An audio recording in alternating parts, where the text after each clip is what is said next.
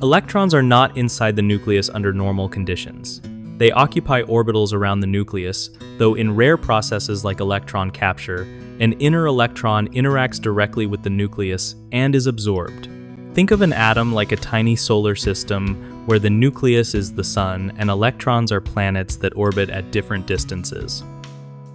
Electrons live in clouds called orbitals around the nucleus, not inside it. The nucleus is extremely small and densely packed with protons and neutrons, and electrons are much lighter and held in place by electric forces, which keep them outside the nucleus most of the time.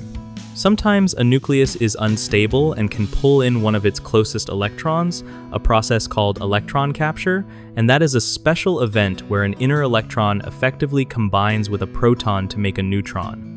Outside of those rare nuclear reactions, electrons remain in their orbitals and do not sit inside the nucleus.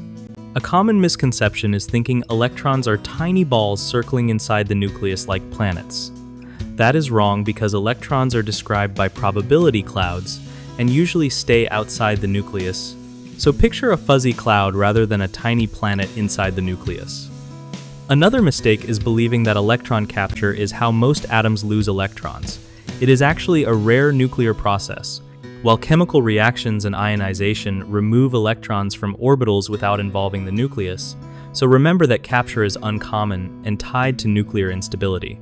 People also sometimes mix up neutrons and electrons and assume electrons transform into neutrons freely, but electron capture happens only when energy and nuclear conditions allow it, so do not assume electrons convert on their own. For more videos and resources on this topic, visit www.gumballdegree.com.